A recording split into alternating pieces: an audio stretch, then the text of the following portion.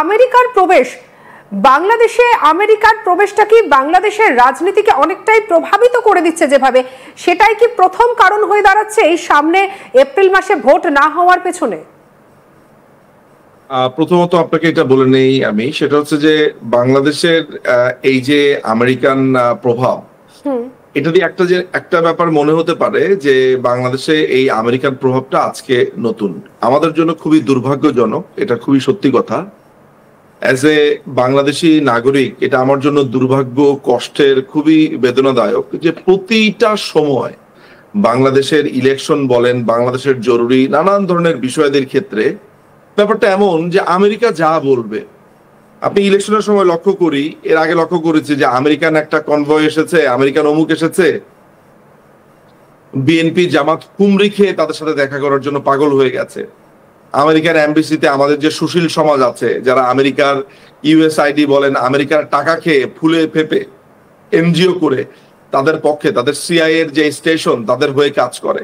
এটা আমাদের জন্য এত দুর্ভাগ্য যে আমরা বলি আমরা একটা সার্বভৌম দেশ, কিন্তু আদতে বা প্র্যাকটিক্যালি আমরা আসলে একেবারেই একটা পরাধীন একটা রাষ্ট্র। এখানে আমেরিকার একটা সামান্য তুচ্ছ একটা সেক্রেটারি এসে আমাদের মন্ত্রী পর্যায়ে গিয়ে বা একটা বড় বড় পর্যায়ে গিয়ে তারা কথাবার্তা বলে, সিদ্ধান্ত দেয়, এমন একটা কথা যেন এটা তাদের বাপ দাদা 14 গোষ্ঠীর একটা দেশ মনে হয়। সুতরাং বাংলাদেশ এর একটা বড় কারণ কি, বাংলাদেশ কেমন যেন একটা বিড়ালের মতো আচরণ করে এদের সামনে, আমেরিকার সামনে।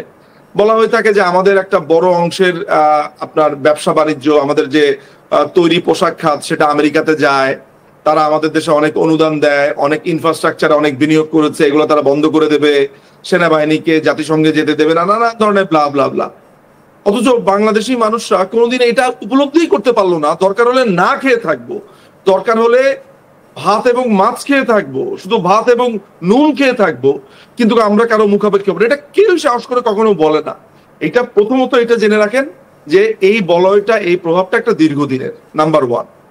নাম্বার 2 হচ্ছে যে মার্কিনীদের যে বার্মা অ্যাক্ট যেটা আছে, আপনি যদি 2022 সালের বার্মা অ্যাক্টটা পড়েন, আপনার কাছে এটা পরিষ্কার হয়ে যাবে যে বার্মার জান্তা সরকার, বার্মাকে নিয়ে তাদের একটা ব্যাপক রকমের পরিকল্পনা আছে।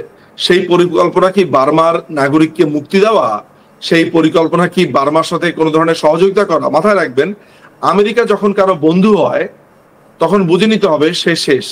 বরঞ্চ আমেরিকার সাথে কারো যদি শত্রু সম্পর্ক থাকে তখন যেটা হয় যে তার বাঁচার একটা সম্ভাবনা থাকে। কিন্তু আমেরিকা যখন বলে আমি তার বন্ধু, আমি তার সাহায্য করতে চাই, তখনই বুঝবেন সে শেষ হয়ে যাচ্ছে।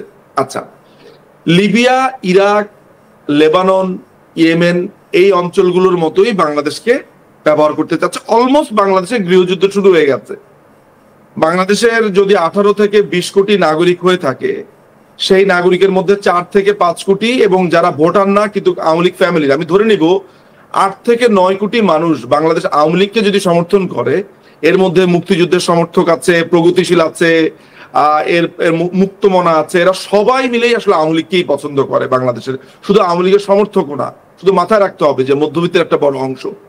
ফলে এটা একটা গৃহযুদ্ধের মতো পরিস্থিতি। এরকম একটা পরিস্থিতিতে আমেরিকা বাংলাদেশে এক ধরনের ট্যাসিট, যেটাকে আমরা ইংরেজিতে বলি ট্যাসিট বা বাংলাতে বলি মৌন, সেই মৌন একটা কলোনি করেছে।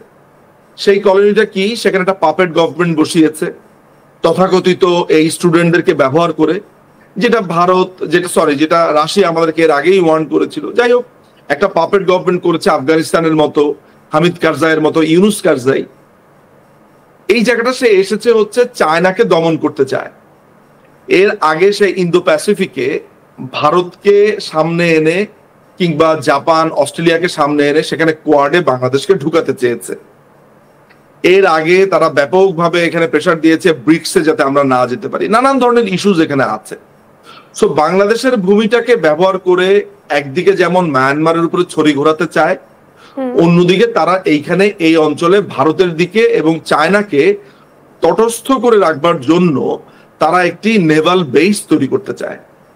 একেবারে এই দাদা যে তারা দাদা সুযোগটা দাদা আরো পেয়েছে, একটা বিষয় যেখানে এই জায়গাটা থেকে উঠে আসছে, এই যে কেন যে 5টা কারণ নিয়ে আমরা আলোচনা করছি, যে ইতিমধ্যেই কিন্তু অন্যান্য যেসব রাজনৈতিক দলগুলো শনিবারের বৈঠকের পরে তারা বলছে এটা একটা এপ্রিল ফুল হতে চলেছে, এই কারণে এপ্রিল মাসকে বেছে নেওয়া হচ্ছে। এবং তৃতীয়ত যেটা থেকে যাচ্ছে যে যেহেতু এই সময়টা যে রোজার সময়, তো এই সময়টা তো এমনিতেই কাজকর্ম করতে পারবে না, তাহলে এই সময়টাকে বেছে নেওয়া আখেরে কি পুরোটাই আইওয়াস?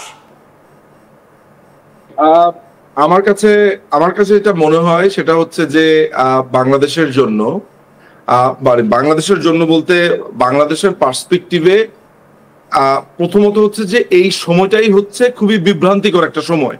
ফার্স্ট অফ অল এইটা যখন একটা বিভ্রান্তিকর, এবং অন্যান্য রাজনৈতিক দল বলতে বিএনপি এখানে বড়ভাবে আপনার প্রকটভাবে এটার বিরোধিতা করছে, এটাই স্বাভাবিক যে ইলেকশনটা ইউনূস জানে যে এই সময় করা সম্ভব না। যখন ইউনূস জানে যে ইলেকশন করা সম্ভব না কিন্তু ইলেকশনের কথা বলে ঠান্ডা রাখতে চাইছে, তখন সেটার ইনার মিনিং এবং ভেতরের মানে এটাই দাঁড়াবে যে এক ধরনের হোক্স, যেটাকে আপনি আপনার ভাষাতে এপ্রিল ফুল বলে অভিহিত করতেন। তাই তো পুরো ঘটনাটা দাঁড়াচ্ছে। আচ্ছা, তাহলে ব্যাপারটা যেটা দাঁড়াচ্ছে সেটা হচ্ছে যে আমি যে কথাটা বলেছি যে আমেরিকান যে বলয়টা সে এখানে প্রতিষ্ঠিত হতে চাইবে, এবং এত সহজে এই মাটিটা ব্যবহার করবার অন্তিম সুযোগ সে হারাতে চাইবে না, এবং চাইবে না বলেই এই ইলেকশনও আমার কাছে অসম্ভব একটা ব্যাপার মনে হচ্ছে। আর ইলেকশন একটা অসম্ভব ব্যাপার মনে হওয়ার ফলে এই এপ্রিল মাসকে আমার এক ধরনের ধোঁকা, বা ওই যে আপনি বলেছেন এপ্রিল ফুল, তাই মনে হচ্ছে। সোজা কথা হচ্ছে আমেরিকা যেই উদ্দেশ্যে এসেছে সেই উদ্দেশ্য এখানে সফল হয়নি, সফল হচ্ছে না। ফলে আমেরিকা নিড মোর টাইম, ইউনূসের দলের নিড মোর টাইম, এবং কোনো একটা ঘোট পাকাচ্ছে বা কোনো একটা যুদ্ধ পরিস্থিতি তৈরি করে, দেখেন না যে ভারতে গতকালকে থেকে মণিপুরে একটা বড় ধরনের প্রবলেম তৈরি হয়েছে। আমি সংবাদে যতটুকু জানতে পেরেছি সেখানে কুকিচিন কেন্দ্রিক কোনো ঝামেলা আছে, সেখানে একটা ব্যাপার। এই কুকিচিনের বড় চাষাবাদ কোথায় হচ্ছে? বাংলাদেশের অংশে হচ্ছে। কারা করছে? বাংলাদেশের এখন যে ইলিগাল সরকার তারা করছে। সাহায্য কারা করছে? এই মার্কিন অর্থ, মার্কিন সাহায্য। এই যে ইউনাইটেড নেশনসের একটা বড় কনভয় করে অস্ত্র এলো পাকিস্তান থেকে, পাকিস্তানের আইএসআই এর যে তৎপরতা, এগুলোকে আপনার মাথায় রাখতে হবে যে এত সহজে এই পাকিস্তান করণ যে বাংলাদেশকে করা হয়েছে, এই এপ্রিল মাসে ইলেকশন দিয়ে সে পাকিস্তান করণ থেকে ইউনূস ছেড়ে দেবে? আপনার তাই মনে হচ্ছে? No, no way. সো এইসব বিবেচনা করে আমি মনে করছি যে ইলেকশন এপ্রিলেও হবে না, এটা একটা হোক্স। যে 5টি কারণ বলছেন, যে 5টি কারণ আমার ক্ষেত্রে 5টি কারণ কিনা জানি না, আমি আপনাকে একটা সামারি করছি। নাম্বার 1, ইউনূসের যে পলিটিক্যাল পার্টি সেটি এখানে এখনো প্রতিষ্ঠা পায়নি, দে নিড টাইম।